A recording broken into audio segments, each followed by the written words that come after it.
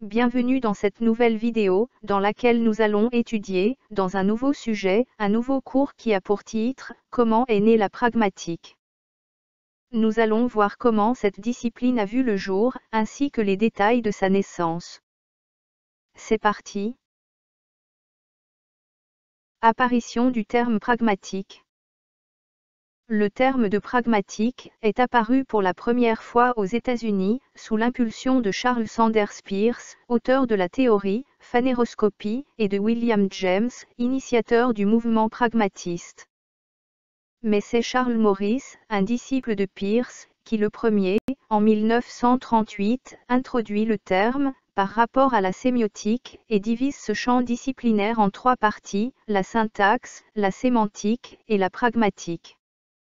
Il en propose la définition suivante, la pragmatique est cette partie de la sémiotique qui traite du rapport entre les signes et leurs usagers.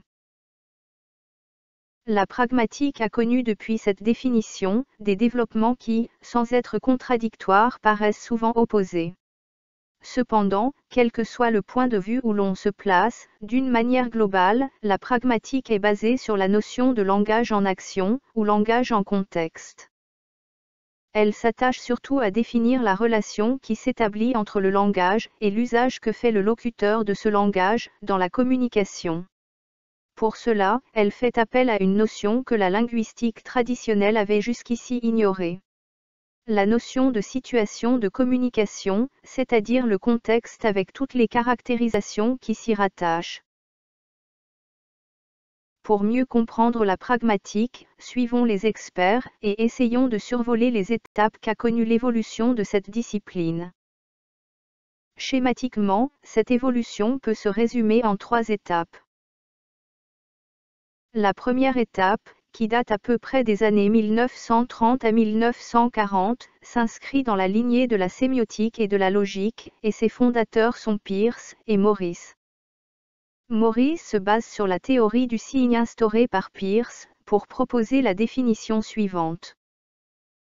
Tout système de signes, que ce soit un langage naturel ou artificiel, se compose d'une syntaxe, qui étudie la concaténation des signes entre eux, d'une sémantique qui étudie la signification conventionnelle des signes, c'est-à-dire, la relation entre les signes et leurs référents dans le monde, et d'une pragmatique qui étudie la relation des signes avec leurs utilisateurs. Pour Morris, les référents dans le monde peuvent être de trois ordres. Les objets du monde, les états et les événements. Les actions vérifiées au travers des objets du monde. L'ensemble des valeurs de vérité, vrai ou faux, ce qui fait de la sémantique une discipline véridictionnelle, ou basée sur la valeur vrai ou faux. Par ailleurs, pour Peirce, la relation pragmatique est basée sur la notion d'interprétant, qui désigne l'effet mental produit par l'objet dans l'esprit de l'interprète. Donc en quelque sorte une cognition.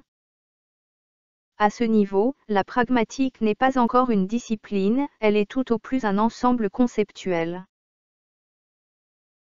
Charles Morris, 1901 à 1979, a suggéré une nouvelle classification des principales disciplines étudiant les signes linguistiques.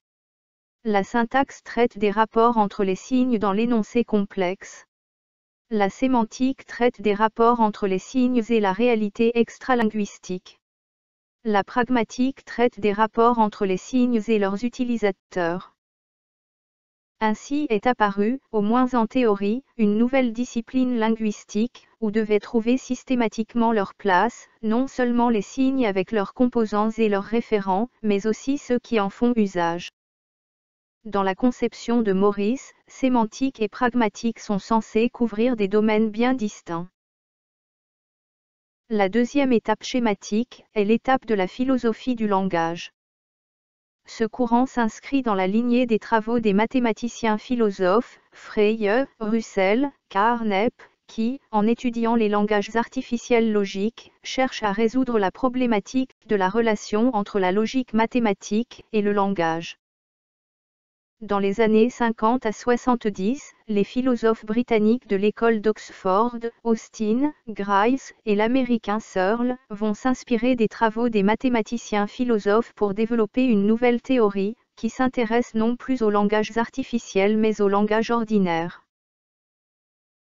Leur observation principale est que le rôle du langage n'est pas uniquement de décrire le réel, mais aussi d'exercer une action sur ce réel. Ils vont ainsi ouvrir la voie à la pragmatique en tant que discipline, en instaurant la célèbre théorie des actes de langage, qui marque la naissance effective d'une science, appelée la pragmatique. Une autre contribution à signaler, qui a participé à lancer les recherches en pragmatique, c'est la contribution de Delatahué Ames. Ames, né le 7 juin 1927, Portland, Oregon et, décédé le 13 novembre 2009, Charlottesville, Virginie, est un sociolinguiste, anthropologue et folkloriste américain, dont le travail porte essentiellement sur les langues amérindiennes du Nord-Ouest Pacifique. Il deviendra plus tard l'auteur du modèle « Speaking ».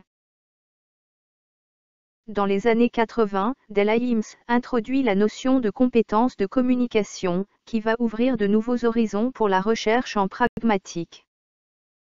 Alors que Chomsky avait démontré l'existence d'une compétence linguistique, Ames démontre que celle-ci est insuffisante pour l'exercice du discours. Il propose une nouvelle approche théorique des situations de communication. Cette approche théorique, qui s'appellera dorénavant l'ethnographie de la communication, va s'intéresser plus particulièrement aux relations entre le langage et ses contextes sociaux d'utilisation. Pour Ames, tout système communicatif comprend les contraintes sociales et les règles linguistiques, c'est un dispositif complexe d'aptitudes, dans lequel les savoirs linguistiques et les savoirs socioculturels constituent un tout. C'est ce qui fait de la communication langagière le résultat de l'adéquation réussie d'un ensemble de compétences. À côté de la notion de compétence linguistique, Ames développe la notion de compétence de communication, ou compétence communicative, en la définissant comme ce qui permet à un locuteur de produire des énoncés adaptés aux contextes sociaux. L'ethnographie de la communication envisage la nécessité d'utiliser deux types de compétences. La notion de compétence linguistique développée par Chomsky, qui permet de produire des phrases grammaticalement correctes, et la notion de compétence de communication, qui permet de produire des phrases socialement correctes. Cette approche de l'analyse du discours qui présuppose dans sa méthodologie aussi bien la prise en compte du discours que de l'univers du discours va contribuer au développement de la pragmatique comme discipline indépendante. Toutes ces approches qui tentent de faire de la pragmatique une discipline indépendante sont nées dans la tradition anglo-saxonne. Après l'apport de la théorie des actes de langage et l'ethnographie de la communication, la pragmatique va évoluer sur le territoire anglo-saxon comme une science à part entière et une discipline indépendante, c'est la pragmatique cognitive. Pragmatique linguistique ou linguistique de l'énonciation. Le courant pragmatique français trouve son origine dans le courant théorique, basé sur le concept d'énonciation. L'énonciation est définie comme l'ensemble des actes qu'effectue le sujet parlant pour construire un énoncé communicable. Selon certains chercheurs français, la pragmatique est la discipline qui va permettre de traiter les aspects de la communication, qui ne sont pas traités par la syntaxe et la sémantique. Notamment la description de la situation de communication et les conditions de réussite de celle-ci, c'est-à-dire les aspects liés à l'énonciation même. Les développements de cette pragmatique qui est souvent qualifiée de linguistique ou d'intégrée s'inscrivent donc dans le prolongement de la linguistique de l'énonciation, dont les deux grands noms sont Benveniste et Culioli. Benveniste définit et applique les concepts énonciatifs sur de nombreux faits de langue, diachroniques, synchroniques et textuels qui posent l'opposition énoncé, ce qui est dit, à l'énonciation, l'acte de dire, et l'opposition, discours, récit, ainsi que la définition du pronom de troisième personne, comme non-personne, c'est-à-dire comme ne faisant pas partie du procès d'énonciation. Culioli reprend les concepts de Benveniste, les formalise et les rend techniques, il introduit les concepts de repérage et de notion, et formalise celui de situation. Il introduit le concept d'opération, les opérations énonciatives, et lui donne un rôle central, dans sa présentation de la théorie. Nous passons lentement d'une linguistique des états à une linguistique des opérations. Cette théorie est la première sur laquelle ont travaillé les jeunes chercheurs, dans les années 80, et par laquelle ils ont été initiés à la pragmatique, dans un contexte où le structuralisme faisait office de dogme. La théorie de l'énonciation opère une coupure radicale avec les courants de la linguistique, connus depuis Saussure et les structuralistes, qui ont toujours affirmé l'immanence du système linguistique, coupé de tout contexte, et évacuant totalement l'élément humain et le contexte spatio-temporel de l'analyse linguistique. Benveniste définit l'énonciation en tant que réalisation individuelle. L'énonciation peut se définir comme un procès d'appropriation.